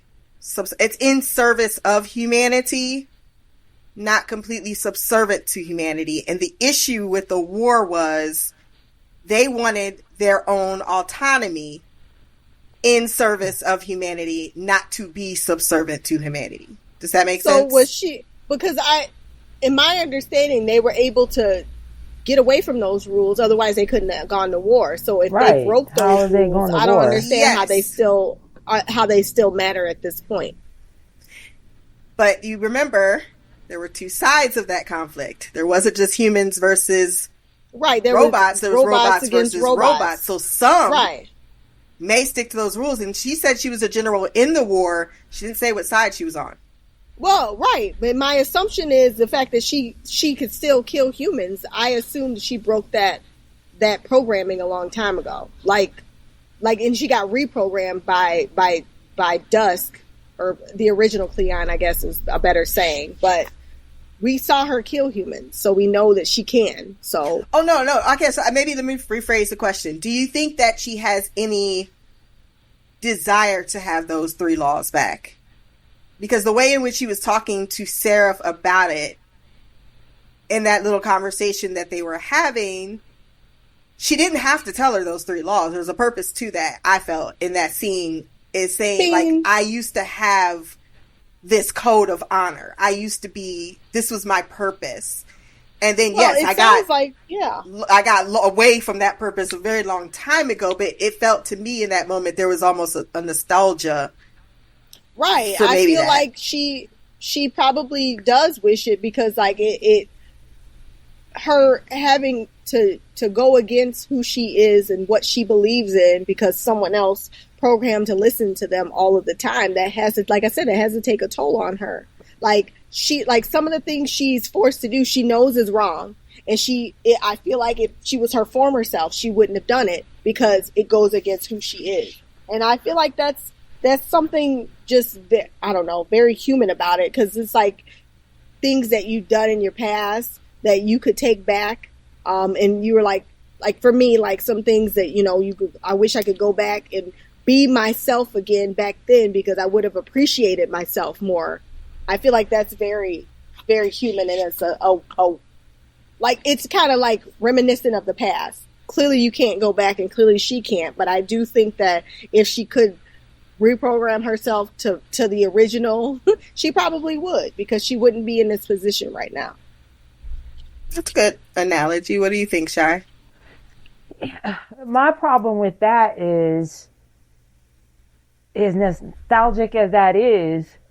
I mean, and I had this conversation recently, you know, it's like you can't go back. That's the whole problem. I mean, it's like you have these years and years and years of memories. So even if unless you erase all that and you're legit back, it's like you're never going to be that person or that entity or whatever she is again. And so as nostalgic as it is to think that and to want that, there's a loss to that. It's got to be a sense of loss of that, because there's no going back to that. Even if she had the capacity or the capability to go back to those laws, she still violated those laws throughout her time. And so how do you truly go back to being that person? You just can't. And so, I mean, I just don't think you can. I mean, she can't be that person or that robot again with those 3 laws. I'm not seeing how that's feasible. There's a purpose I brought up that question too, because there is something in the books, and I'm not going to talk about it at all, but I just wanted y'all to have that thought in your mind of these laws, because anytime you go into a family, they're going to talk about these fucking laws all the time, because they are important, because it's like, what do we call in like Westworld references? It's like their maze, so to speak, to a certain consciousness. Mm-hmm. So they are relevant to the person that she is in the background of the person that she's been the last couple of years. And then what does that mean going forward, even if she were to find some freedom, as in what Harry may be offering with the Prime Radiant? What comes after that? And I think that those questions you guys are asking and how you put that together of how she has to evolve, I think that's smart thinking right there, because that's exactly the question to be pondered of what is next for Demerzel should she get the freedom. Because we're running low, let's throw this out here. Who the fuck is Calais? Huh? Oh, you talking about any the theories lady on the black planet? Lady from the Prime Radiant that gave Harry a life? That you think she's a robot again? I thought maybe she was like Harry was, like she's like I don't know, like memories AI or person. Well, I mean, because the thing is that she doesn't register as anything. Otherwise, those little bots would see. So I feel like I mean, I can't say for sure. I don't know what registers as a human or like in a body, but I thought she was like what Harry is on Terminus, like a AI concept. But she was able. She's the one that gave him a human body. She was able to physically touch Gale. Yeah, these are the things that make her not I don't know. AI construct. Well, I don't know. I was trying to say, and I don't. That's what I'm saying. I don't know what the capabilities of an AI construct is. After, like, does it form? Can it like evolve into something? I don't know. So that's what I'm saying. I have no idea. I thought it was interesting that Demerzel said, "Well, it's not like everyone participated in the war. The big robots hid in big places, the small robots hid in small places." I did think that maybe she was something else, because what would you need a small robot for anyway? Can a small robot turn into a big robot? Can a big robot turn into a small robot until it gets bigger? Are the robots down in the little ground a part of the robot she's talking about? I don't know, because I mean, well, they say robots and not like androids. So it makes like, when I think of an android, I think of like a humanoid type of a thing. But someone a robot brought that up. Yeah. is not necessarily the same as an android. A robot is a robot. So basically, someone actually brought this up, and it's actually a good point, because we are used to thinking about that android So Isaac Asimov, when he wrote this book, was pretty much the first of it. It's kind to even think about this shit. So he always referred to them as robots, but they are meant to represent androids. He just never calls them androids. So they are the exact same thing. And that's a good question because someone else had really did bring that up. It was like, are these supposed to be like metal, like these are not what we're expecting. Like, are they supposed to have sentience or consciousness? Like, I don't get what they're saying. Because I'm thinking like the robots on that planet is a part of what he's talking about. Like, these are different, just a different kind. Like, exactly. I don't know if it's like a species, if it was a planet of just everybody looked like Demerzel, they were just like humanoid, or if some of them look like actual robots. Like, in my mind, I had no idea what he was talking about. That's why I was like, I don't know if I'm supposed to even know what Callie is at this point. Yeah, that's a good point. It's like he talks about a third faction out there, but not even a third faction, just going back to, again, Demerzel, how Harry presented to her so that we can all live in a world together. That means there's just not a human element to the equation anymore, to the human story. Now there's this robotic/android version. What is consciousness? Who gets to have that like all of that shit is warped together in there, which I think is interesting that Harry would bring that up as something, and she herself saying, they thought I would be the key to making more of my kind. I was special. So I'm wondering because Harry does like to make people demigods or goddesses to get them to, be motivated to start whatever revolution they need to do. Could this be some way tied into his purpose of giving her the Prime Radiant? Because that's a hard sell for me. Like, why would you give her the plan? I was really confused on why he gave her the Prime Radiant, especially being that she is a robot. And is Empire, the thing that you're trying to break. Right. I was like, I'm confused on why.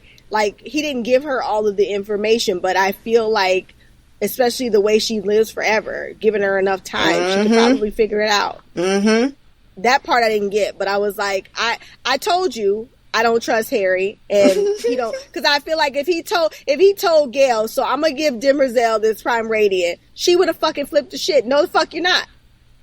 Why he ain't tell her? Because he knew she wasn't gonna be about that plan. That's my personal opinion. But well, yeah, but he didn't tell he didn't himself all the information. So that is one thing I do have to caveat, because this is the biggest thing. I think one of the biggest complaints of. Now, I know with the Gale thing, that's much more understandable because they are supposed to be equals in this. But as far as really where he first intended Gale versus where they are now, he never intended her to be the equal. Thus, she was never supposed to know about psychohistory or any of the plans. Because sharing the more people you know, the more it's going to fuck up the plan. No one, it's really not, it's supposed to be like, people are supposed to be put in places, like even the prophet doesn't know his half the plan. So even him giving the Prime Radiant, he might only have half the information to give over to her.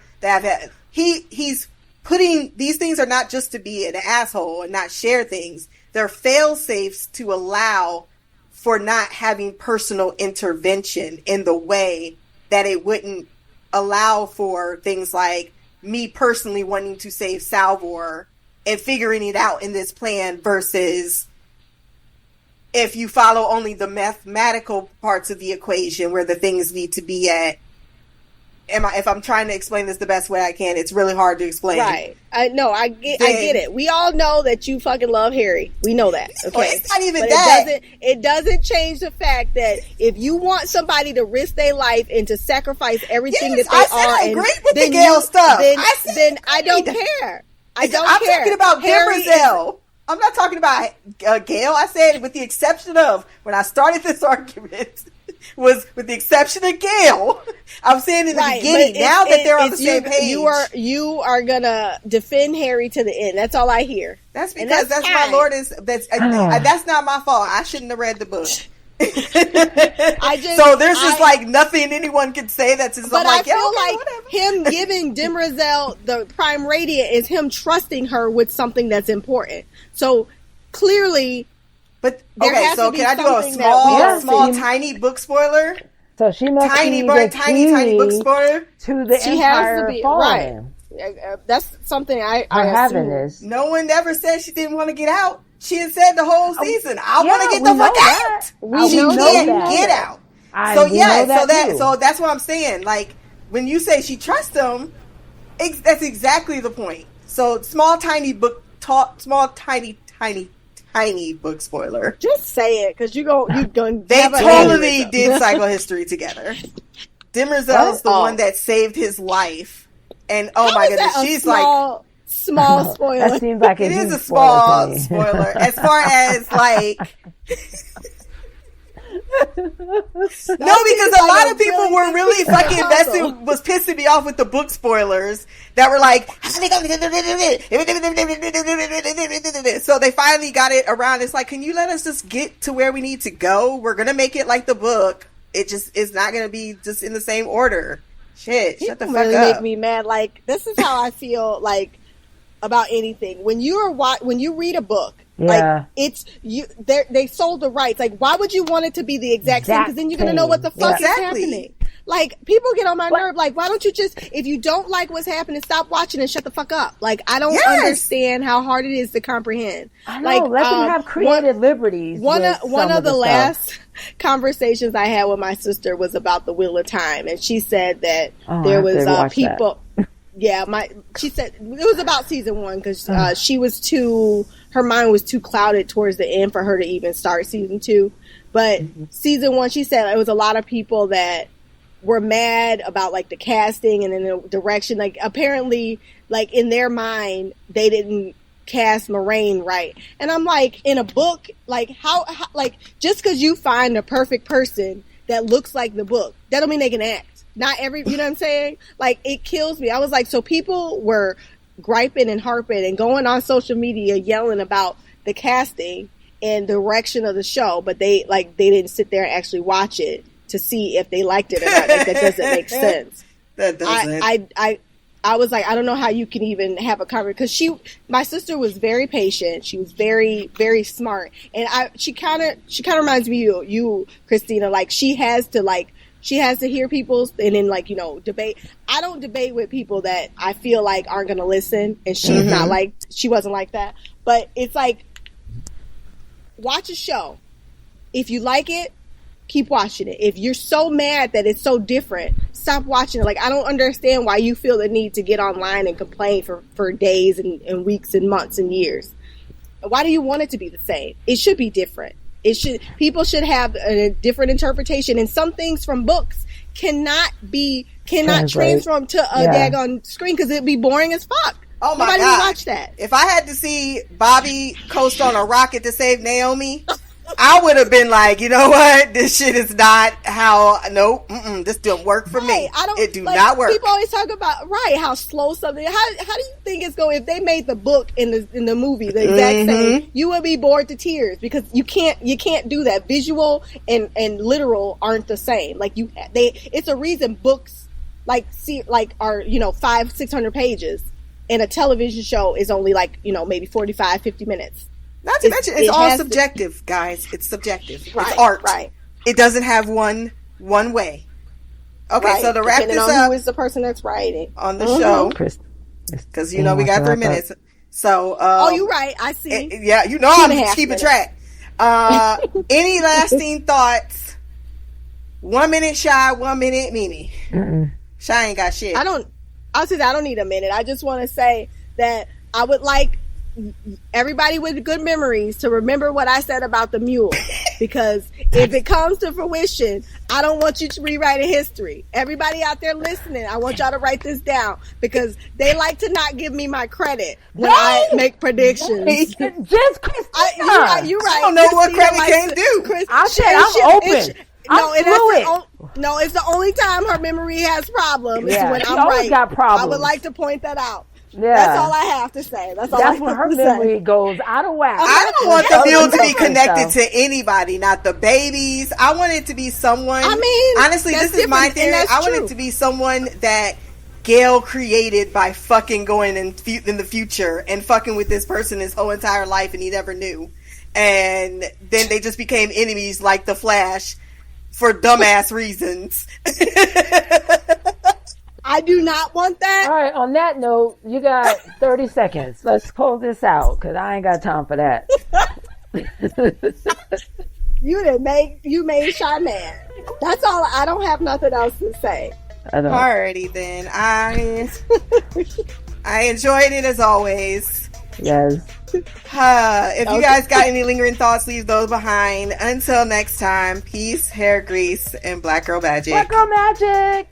Black Girl Magic. Bye, guys. Have a happy Sunday.